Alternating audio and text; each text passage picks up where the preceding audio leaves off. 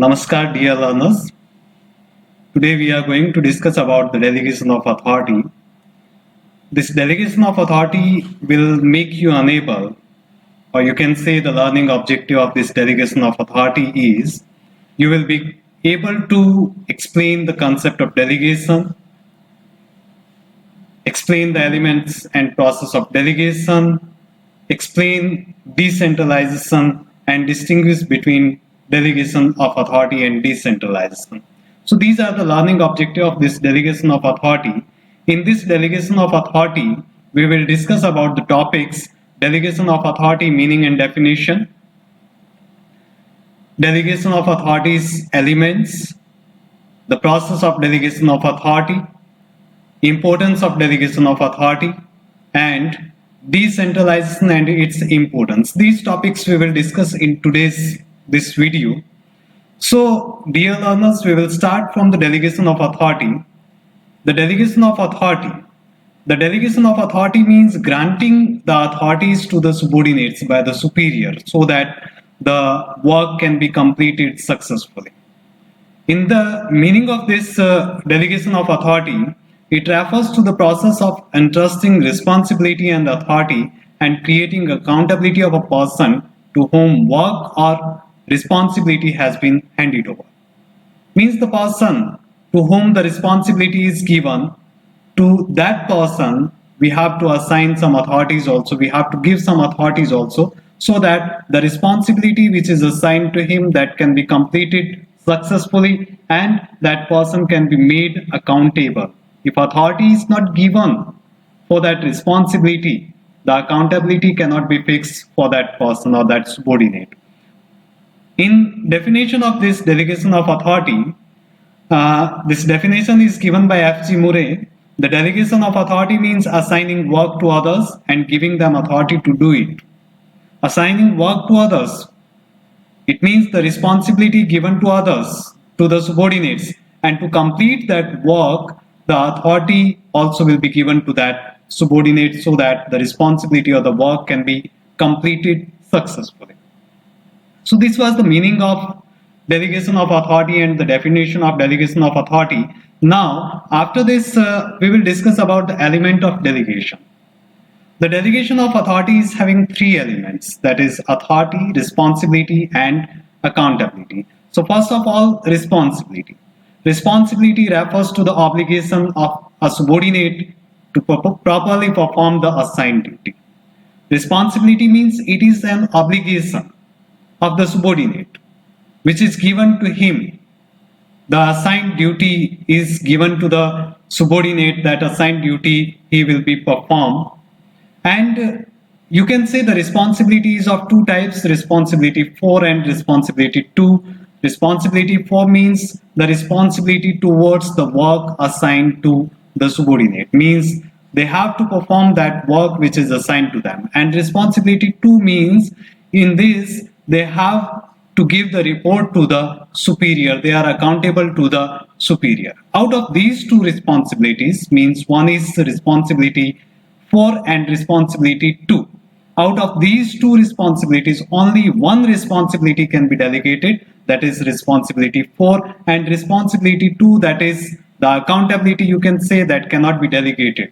Means in this responsibility to means the subordinate is responsible towards the superior for not completing the work, or for completing the work they have to submit their report to the superiors. So responsibility to cannot be delegated, only responsibility for can be delegated. So this is responsibility. Responsibility means the obligation of a subordinate to properly perform the assigned duty. Second thing is authority.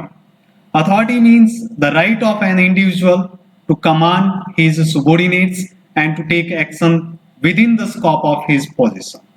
Authority means the powers, which provides the powers to the subordinates to take decision, which provides the power to the subordinate to command his subordinates. Means these are the powers which are provided to the subordinates to complete the assigned responsibilities successfully. We can say that without authority, the responsibility cannot be completed. If any subordinate want to complete the responsibility, the authority are required, and balanced authority is required there. If we are providing more authority to the subordinate for completing their responsibility, in that case there is a possibility of misuse of authority. And if less authority is provided, then that responsibility which is given to the subordinate, that cannot be completed perfectly or successfully. So there is a requirement of balance of authority which we are providing to the subordinate. And third one element is the accountability.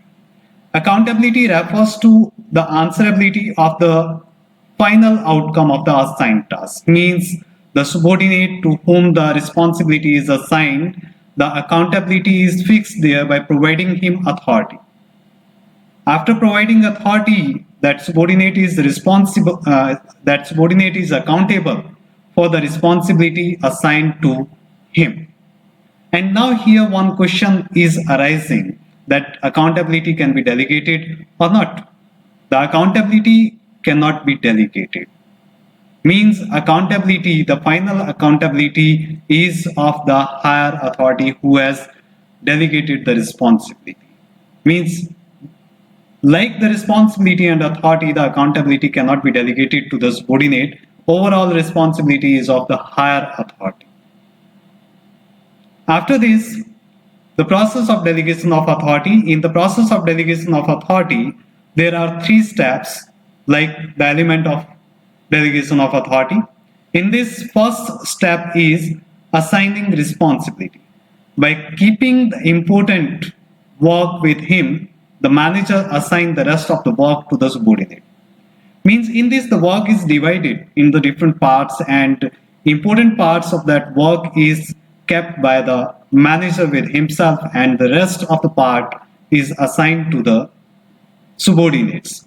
Means one manager who is having a lot of work, it is not possible for the manager to complete all the work of the business organization himself. So he has to divide the work, and after dividing the work, he has to assign some part which is not important for him to the subordinate, so that the subordinate can perform that work, and work burden on the manager should be reduced. So this is assigning responsibility, and responsibility will be assigned according to the ability of the subordinates. If that subordinate is able to do that work or able to perform that responsibility, only then the responsibility will be given to that subordinate. Second step in this process of delegation of authority is granting authority. The responsibility which is assigned to the subordinate, that responsibility cannot be completed without authority. Because authority is required, power is required. Means if only the work is given, no power is given, no decision power is given, he is not able to take any decision about the work, about the responsibility. So for taking decision about the work or the responsibility given to the subordinate, the authority is required. The authority is granted to the subordinate for successful performance of the responsibility assigned to him in second step of the granting authority. The third step in this process of delegation of authority is fixing accountability. Means to whom we have delegated the responsibility and authority, the accountability will be fixed there. Means the person to whom the responsibility is given, and to complete that responsibility, authority also given, then that person will be accountable to the superior, accountable to that person who has assigned the responsibility and who has given the authority to complete that work. So the last step in the process of delegation is to hold subordinate accountable for their work performance. Means if their accountability is not there, then subordinate will not perform that work properly. So for the proper performance of the work, the accountability should be fixed there of the subordinates. So these are the 3 steps in the process of delegation of authority. And after this process of delegation of authority, we have to discuss about the importance of delegation of authority. In importance of delegation of authority, first one point, effective management. The delegation of authority help the management or help the business organization to make an effective management. The management can be effective because in this all the responsibilities and authorities are assigned to the subordinates, and it is clearly defined that who is accountable for that assigned responsibility. In this way, the management can be effective. And second one is employees development. The employees development is also possible there. The work of the superior is assigned to the subordinate, and by doing the superior's work, the subordinate will become expert in that work. And whenever there is a requirement to promote them on the next post, they will be able to perform easily that work. So in this way, the employees development is there. And in the same way, motivation of employees, the employees are performing the work of the superior, they will get motivated there. Their morale will be boosted there because they will feel enthusiastic that they are performing the work of the superior. And in this way, there is a recognition of the employees in front of the superiors, and that will motivate the employees to work hard and to improve their work performance. And facilitation in growth. This delegation of authority is also facilitating in the growth of the business organization. Whenever there is a requirement of expansion of the business organization, at that time, the employees can be appointed from the existing branch or existing division of the business organization in that new branch. Because they are already has got the training, already has been developed their skills, so they can perform the work in the new branch very easily. And in this way, these employees who are working in that organization and authorities are delegated to them, these employees will help to establish a new branch in the business organization or to survive the new branch in the business organization. And next one is basis of management hierarchy. This delegation of authority is the basis of delegation, basis of the management hierarchy. What is management hierarchy? Management hierarchy is the order of authority. Authorities are coming from top to bottom. So in the top to bottom, the delegation of authority is also from top to bottom. Authority is assigned by the superior to the subordinate. So that's why it is based on the management hierarchy. According to the management hierarchy, the responsibility is assigned to the subordinate and authority is given to the subordinate to perform that responsibility. And last one importance of this delegation of authority is better coordination. This delegation of authority is helping to create a better coordination among the employees as well as the manager. The management and employees, management is assigning the responsibility to the subordinates, and in this way subordinates feel motivated and their morale is boosted, and in this way there will be no conflict among the management as well as between the employees. So there will be a better coordination among management and employees due to this delegation of authority. So these were the importance of this delegation of authority. And now the decentralization. About this decentralization, I want to tell you one thing, that delegation of authority which we have discussed, that is a narrow type of concept. Means in delegation of authority, only the authorities are granted to few subordinates, not to all subordinates. Means, like for example, in a business organization, if general manager is assigning the duty or assigning the responsibility to the purchase manager only, in that case we can say that this is a delegation of authority because the responsibility is assigned only to the purchase manager, not to all managers or all departmental managers. In decentralization, when the responsibility is assigned by the chief manager or the general manager to all departmental heads, like to the sales manager, to the purchase manager, to the production manager, in that case we can say this is a decentralization. Means the power is decentralized. These are not centralized with the one person.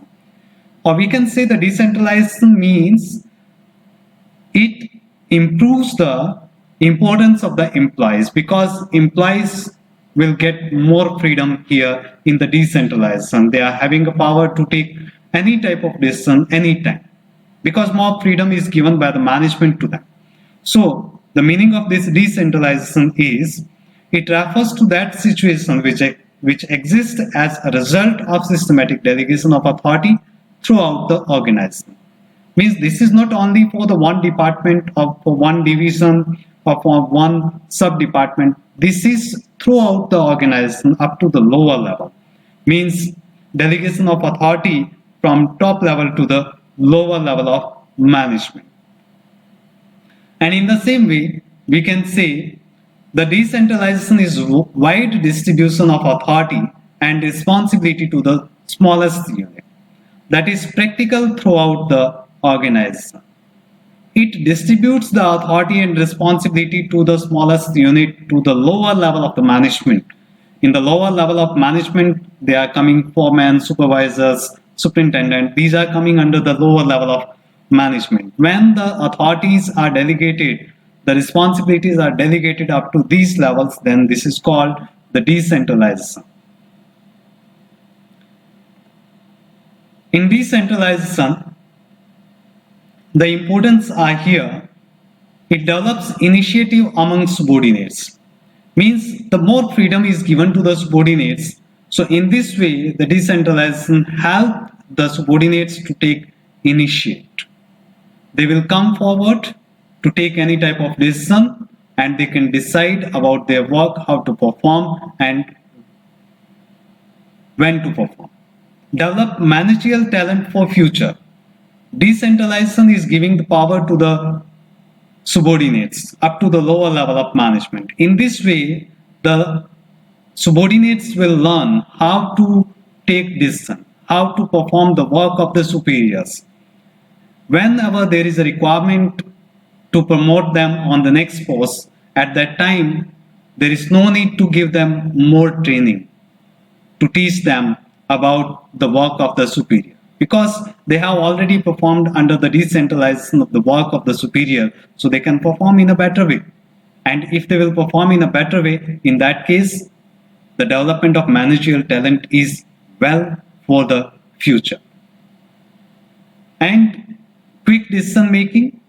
There is no need to ask from the superior if decentralization is there, because the power is given to the subordinates to take any type of decision. So they can take any type of decision without consulting with the superiors or without taking permission from the superiors. So it will take very less time. And in this way, quick decision making is possible. And one more importance is here, relief to top level management.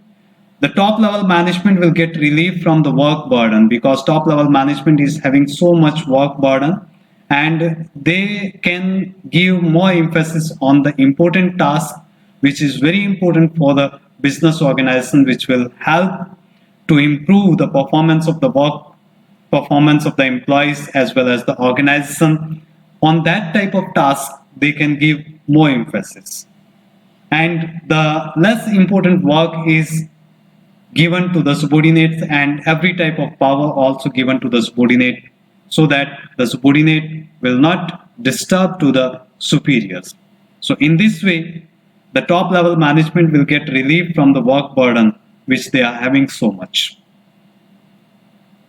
And facilitating growth. Decentralization also facilitating growth, because it will develop the managerial talent for the future. So in this way, if there is a requirement of expansion of the business organization, if the business organization want to start a new division, in that division the employees from the existing division can be transferred or can be appointed, so that they can perform well the work, because they are knowing about the work very well which they have performed under the superior in the existing branch. So in new branch, they can perform that work in a very good manner. So in this way, it will help in the facilitate in growth. And next one is better control. In decentralization, the every type of work is assigned to the subordinate and the authority also given to them, and more freedom is given to the subordinates. After that, they cannot say to the superior that the powers are not given, authorities are not given, that's why we have not finished that work properly. Because decentralization is there, the complete power is given to the subordinates. It means they are fully responsible for that work. They are fully accountable for that work. If they are fully accountable for that work, it means they have to perform that work in a better way, without any observation. And in this way, there is a better control on the subordinates by the superior. So these were the importance of decentralization, and in this, after discussing these importance of decentralization, there is a requirement to know about the difference between these delegation of authority and decentralization. We have discussed the delegation of authority and decentralization also, so we can tell the difference between these delegation of authority and decentralization. So what are the difference between these? First one is on the basis of nature, we can differentiate. This delegation of authority is inevitable, and work cannot be processed in its absence. Without delegation of authority, the work cannot be performed, because the whole work of the organization, the management cannot perform. The top level management cannot perform. They have to assign some part of the work to the subordinate so that they can achieve the objective of the business organization successfully. In the same way, in decentralization, it is not necessary. The work can proceed in its absence. Without decentralization, also the work can be performed. Freedom of action in delegation of authority, the less freedom is there, because more powers are not given to the subordinate. But in case of decentralization, more freedom are there, because complete powers, complete authorities are given related to the responsibility or the work assigned to them. And status. In delegation of authority, this is a process done as a result of division of work. The work is divided, on the basis of that, the work is assigned to the subordinates. So this is the process done as a result of division of work. And decentralization, this is the result of policies framed by higher officials. The higher officials framed the policies about the decentralization. So this is the result of the policies framed by the higher officials. And scope, in delegation of authority, the scope is limited, because in this the authorities are given to the limited subordinates, not to all subordinates. And decentralization, the scope of this decentralization is broad, because the authorities are given to all the subordinates in equal manner. So that's why the scope of decentralization is broader than the delegation of authority. And on the basis of purpose, the delegation of authority, its purpose is reduction in the workload of higher authority. It's only for the reduction in the workload of the higher authorities, so that higher authorities can give more time to the important task, and the common objective of the business organization can be achieved successfully. And decentralization, its purpose is expansion of authority in an organization. When the management want to expand the authorities up to the lower level, they want to give more and more authorities up to the lower level. In that case, they will make a policy of the decentralization. So these were the difference between delegation of authority and decentralization.